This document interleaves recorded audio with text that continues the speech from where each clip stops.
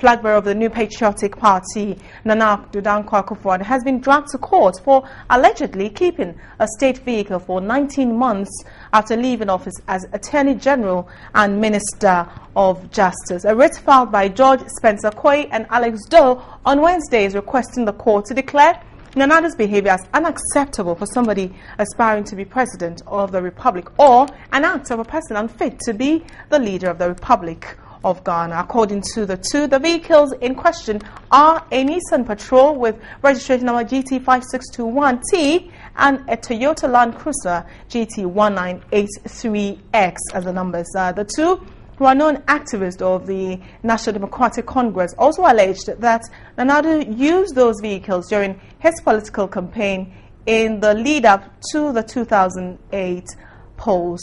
They are asking the court to declare that Nana Addo Dankwa Akufo-Addo's decision to keep the state vehicle for his private use for more than 20 months makes him unfit to be President of Ghana. We'll go to the phone line and speak to get the lawyer's reaction to that. We'll get Nana Addo's lawyer and also speak to the group itself inside Ghana as well. All right, so we'll speak to Tetewayo. He is counsel for the gentleman who filed the suit against Nana Addo Dankwa Akufo-Addo. Good afternoon. Good afternoon. Good afternoon to your cherished viewers. All right, where are we with the case?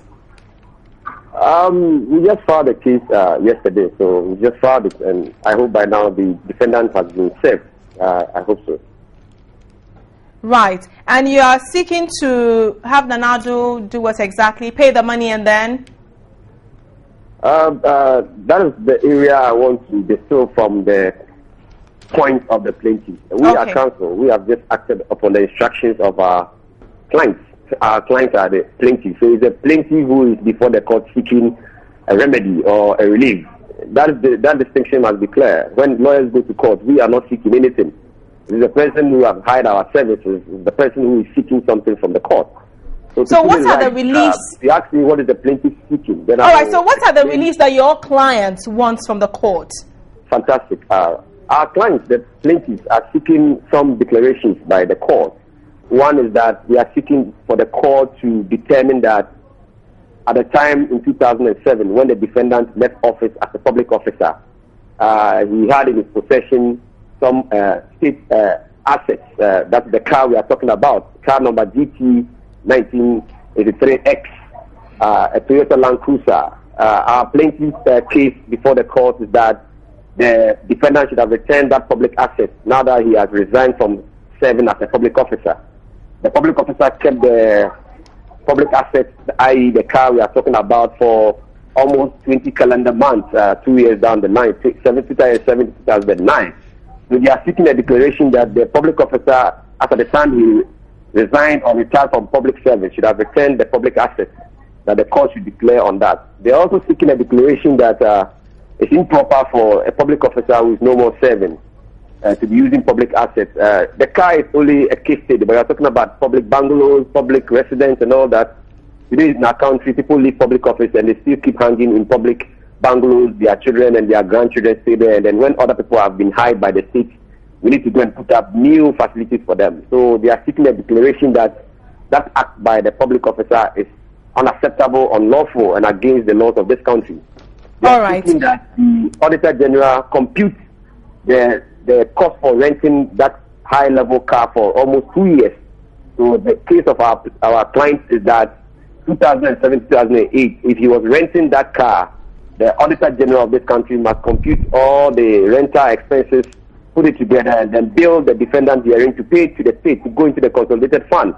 And also they are seeking that the Auditor General will compute interest on whatever calculation that will be gotten from 2007 to 2015 now that we are seeking this declaration. And then any other remedy that the court deems otherwise and fit.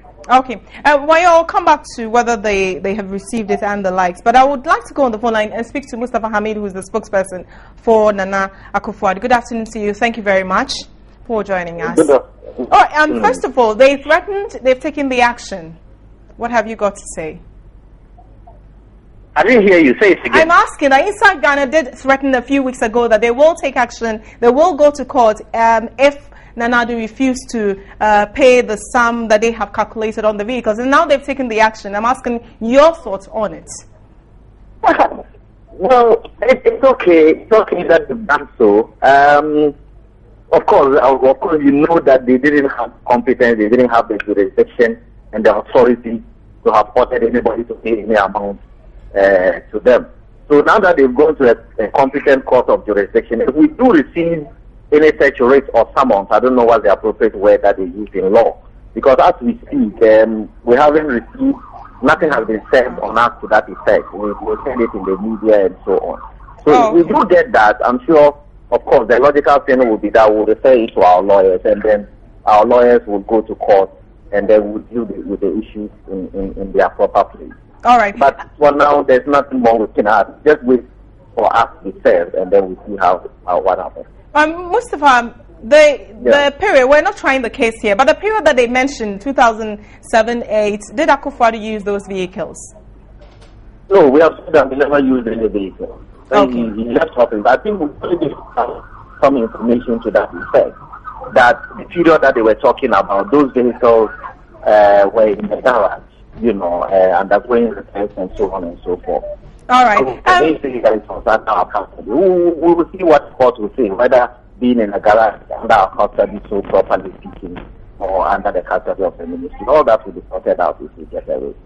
Okay. Tetawayo, you heard the spokesperson for Nanado. One, they didn't use the vehicle. Two, they haven't received the writs. I heard him. Mr. Hamid? Yes. Yeah, fantastic. I don't understand, or I don't know why he began to look into the merits of the case. I only give the relief the clients are seeking. But if he wants to look at the merits of the case, which is not appropriate, then I will want to react to one of them. On the issue of capacity, it doesn't lie in his mouth as a defendant to indicate whether or not the plaintiff do not have capacity. In any event, if he is to make a recourse to our constitution, if you go to Article 41, it's the duty of all citizens to protect state property and assets. So any citizen of this country, if I think that there's a government bungalow and you are defacing it, you are misbehaving towards that bungalow. As a citizen of this country, and Article 41 enjoins me to go to court and defend all state assets and properties.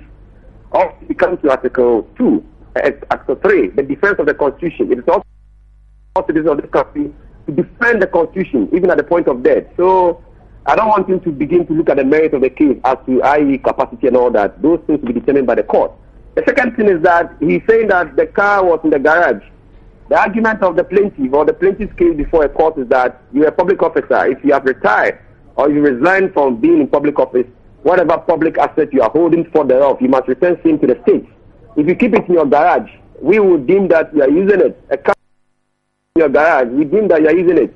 So these are the merits of the case, and Mr. Hamid shouldn't go there. Let's leave that to the court. All right. Thank you very much, Wayo, for joining us. Mustafa Hamid, finally, you mentioned you've not received it, but when you do, you will respond. But you made him to go on misrepresenting me. You see, that's why I was reluctant to talk about this matter in the first place.